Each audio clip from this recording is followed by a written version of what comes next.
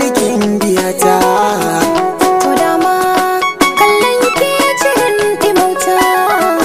Tunani na ɗaya ne ki bani gata.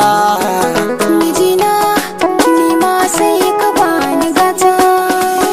Su ne farin cikin dukkanin duniya, musamman ka samu mata mai tarbiya kamar ke, ta yanda kika shigin zuciya. Mijina kana ta ƙara zuga ni, tukwicin da zana baka furanni. Idan har kina karirin na lafiya, na jan gidan yana kanshin jarmiya. A lallai da ke na dace zaman duniya. Kana raina zana kira ka da mai martaba, mafarkina kana saka ni cikin jazaba.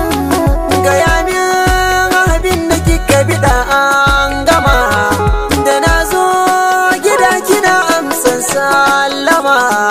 Kice min masoyi ka zama kogin zuma. A lallai ka zama jagoran rayuwata ba na shakka, sannan ka zama mai kore mini kunci sai na bi ka.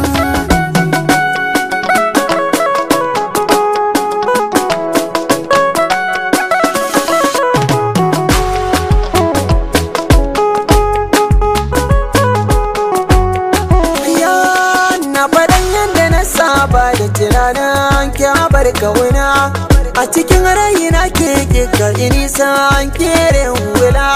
Da ɗakin zamari min tsallake nisa ke nake makula. Kullum zan tuttukan ka nai mini daɗi, raina su mamaye. Ba na san a taɓa ka duk matsaloli zan so su kewaye. Sai kai ne sanda mai jiran ka ka dawo ba za ya tadda kai ba.